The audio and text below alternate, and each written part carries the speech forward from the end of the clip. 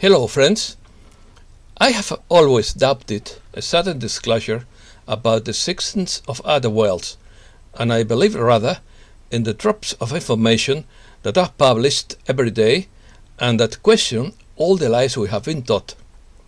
The drop of water pierces a stone not by its strength but by its perseverance. The most exciting part of the subject are the personal testimonies of Native American Indians about their encounter with star people full of respect and affection. Opinion article. Are there millions of ships in space? Astronomy professor Avi Loeb thinks so.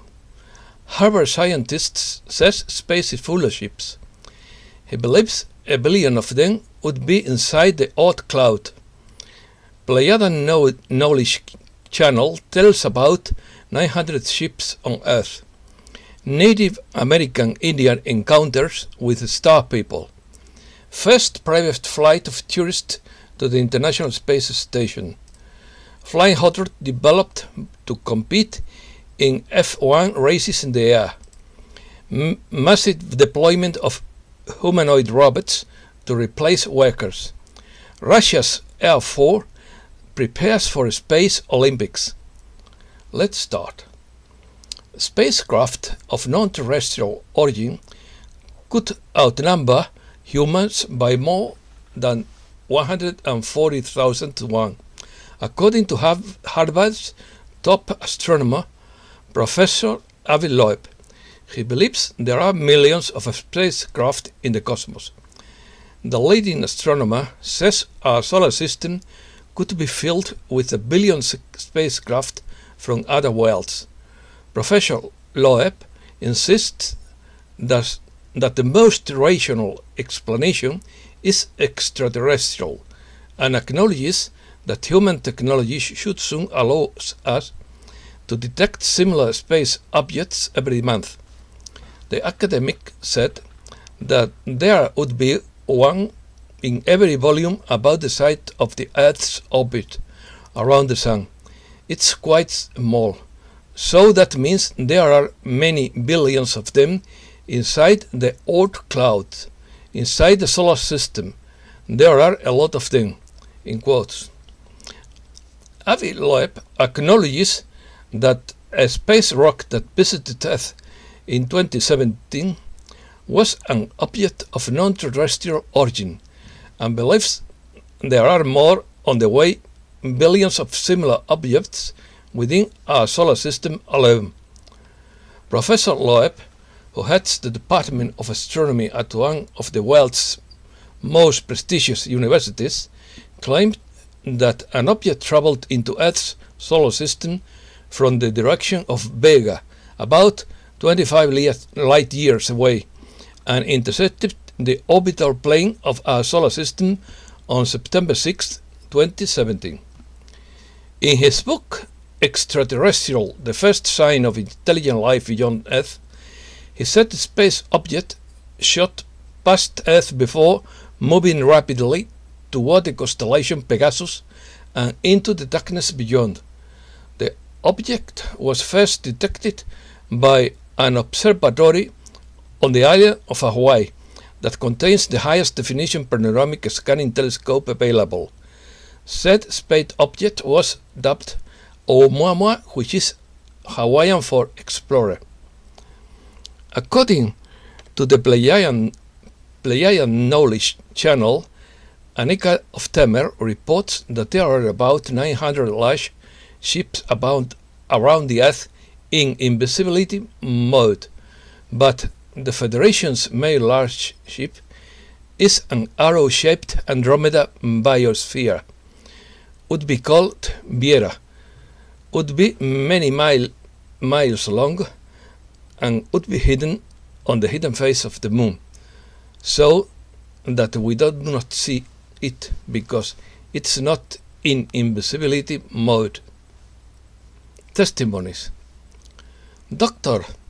R.D. 6 Kiley Clark, Montana State University Professor Emeritus, who is a Cherokee and Choctaw, has been researching star people and collecting encounters between them and Native American Indians for many years, according to Ajun Walia.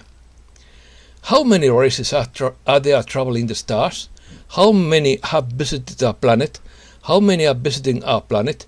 What are the implications? Will our species ever traverse the stars in search of new worlds? Richard Wagamese, who was one of the Canada's leading authors and storytellers from Wabaseemoong First Nation in northwestern Ontario, once wrote, in quotes, "My people speak of the star people who came to us many generations ago. The star people brought spiritual teachings and stories, and maps of the cosmos, and offered them freely. They were kind, loving, and set a great example. When they left us, my people say there was a long life like no other." Another example from Canada comes from Stéphane Boutonnet, who is a French-Canadian author and storyteller from Plains Cree.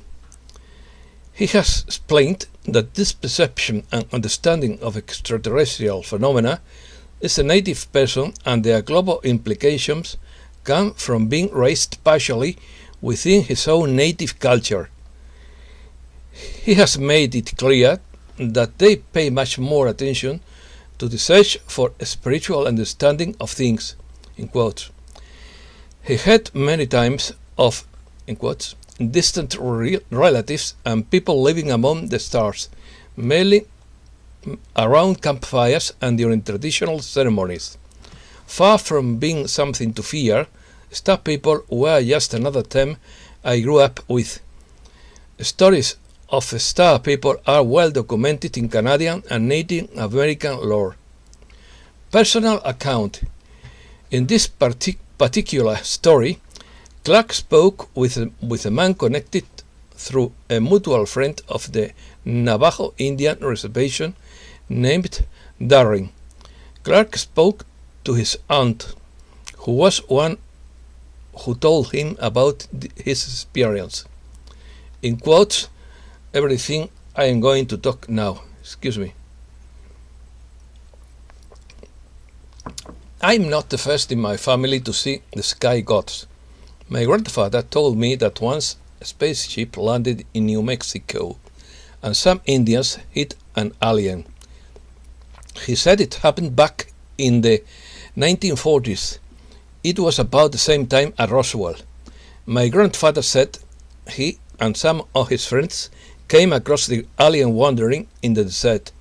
They realized it was one of the sky gods and hid it from the government soldiers. However, he died and they buried him. I once saw a being from another world. He came to my grandfather's home. When I saw him, I was frightened, but I didn't know he was an alien at the time. He was a stranger. I was afraid of all the strangers. So I ran inside and told my grandfather there was a man outside. My grandfather turned off the stove on his hot food and came out to greet him. I couldn't hear him, but I'm sure they were talking. Then my grandfather came in and told me to go with him. I went outside and E.T. was leaning against the wall and looked at a small metal object. I grabbed my grandfather's hand, but he told me not to be afraid. He said everything was fine. Grandpa called them our ancestors. Description. He was tall, with dark skin and dark eyes. I never saw his hair. His clothes were brown and tight-fitting. He had a strange pair of boots. The pants were tucked in. The boots had pointed toes. They were the same color as the suit. I had never seen clothes like that. Gloves covered his hands, and there was a sort of covering over his head like a hood of some kind, but it was very tight, as if it were elastic. He communicated with my grandfather. We walked into the canyon with him. My grandfather stopped several times and checked the footprints. He was backtracking. They led to a large ship on the other side of the ridge. My grandfather told me that this gentleman was lost. He was part of a small scouting party.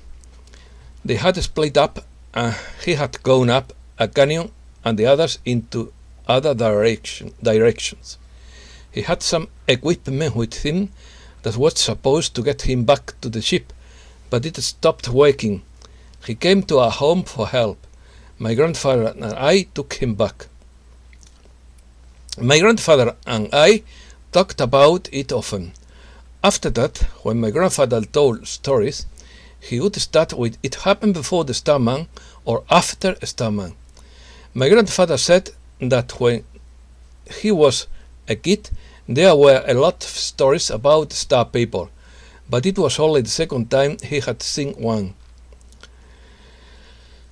He talked mostly about how friendly they were and that they didn't want to hurt us. Grandfather called them ancestors. He said they had been visiting Earth since the beginning of the time. They come to remind us to keep everything in harmony. He called them seed layers.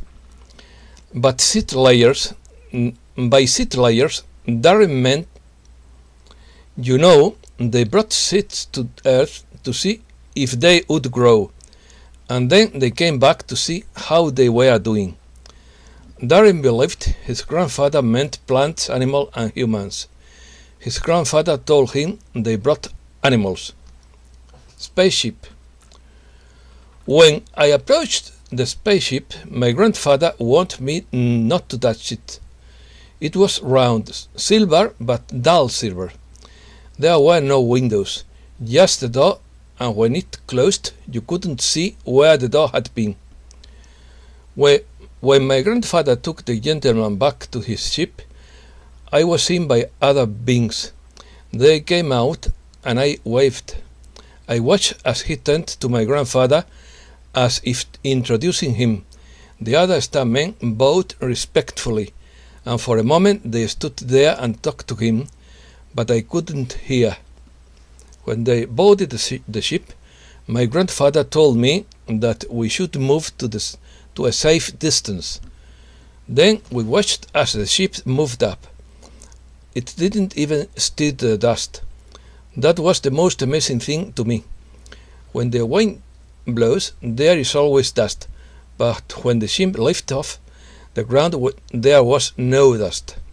For some reason, I understood that there was nothing normal about this situation. Anyway, I was afraid of the strangers.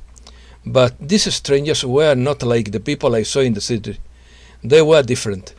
I held my grandfather's hand all the way home. Somehow I felt safer. Appearances. Darren goes on to describe that the Star-Lord appeared 2 more times when he was much older.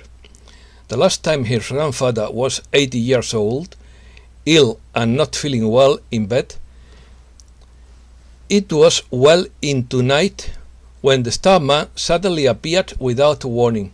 He approached my grandfather's bed and knelt over him. After a moment or two, he came out. The starman came to say they were waiting for him.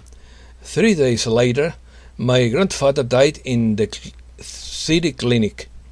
Just a few hours before his death, he told me they were coming for him. This was the last meeting.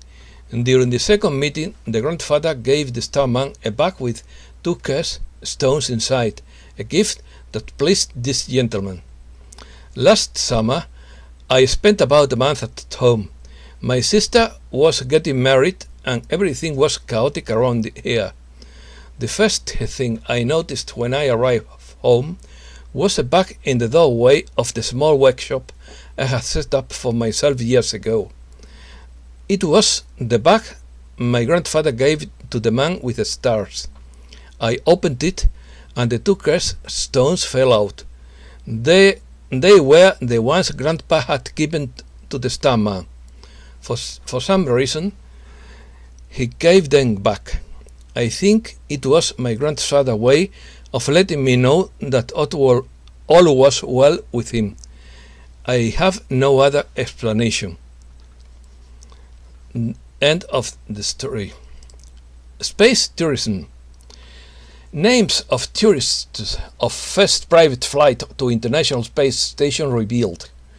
The AX-1 mission will begin a series of private flights to the orbital base. Orbital module manufacturer Axiom Space has revealed the names of 4 space tourists who will take off on the first fully private trip to the International Space Station aboard the SpaceX-developed Crew Dragon spacecraft. The crew members will spend 80 days on the US segment of the orbital base, participating in scientific and philanthropic projects. Along with Commander Michael Lopez Alegría, a former NASA astronaut and current vice-president of Axiom Space, the AX-1 mission will include US entrepreneur and investor Larry Connor, Canadian philanthropist and investor Mark Pathy, and Israeli entrepreneur and philanthropist Eitan Stib. Axiom Space reports that Axiom Mission 1 will be the first completely private visit to the International Space Station. Excuse me. Houston-based Axiom Space is looking to launch up to 2 missions a year, while in parallel it plans to build its own private funded space station. Axiom's modules will be added to the station's Harmony node, starting in 2024 as part of the commercial expansion of the Orbital Laboratory Plan, a project for which NASA selected Axiom in January 2020. In the future, Axiom Station will be spun off, becoming the first privately developed orbital base that will be a central hub for research, manufacturing and commercial operations in low Earth orbit. Flying Bolide. Hydrogen-powered flying car being developed to compete in F1 races in the air. The single-seater will weigh less than 600 kilograms and be able to fly at speeds approaching 250 kilometers per hour. French startup company Maker is working on a prototype of a named tricopter, or 3-propeller aerial vehicle, for racing, which it calls the first flying F1 car, according to its website. The model, a single-seater of less than 600 kilos and 5 meters long, will be built with carbon fiber. It will be powered by 6 electric motors of 35 kilowatts each, running on hydrogen, which will allow it to reach a speed of up to 246 kilometers per hour in the air. At the moment, there are only animations of the design. The company plans to have its first prototype ready by the end of this year, and it aims to complete the certification process by the end of 2022, which could allow it to start participating in flying car races by 2023. Mass deployment of humanoid robots to replace workers in healthcare and education. A Hong Kong-based robotics company called Hanson Robotics plans to mass-produce humanoid robots to replace workers in industries such as healthcare and education.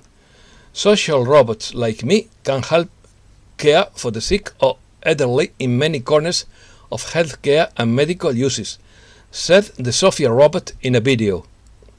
Aerial Olympics. Russia's aerospace forces prepare for military Olympics. The Russian Defense Ministry shared images of the preparations of pilots from the southern military district of the upcoming Aviadars the aerial competition held as part of the Army Games, International Military Games.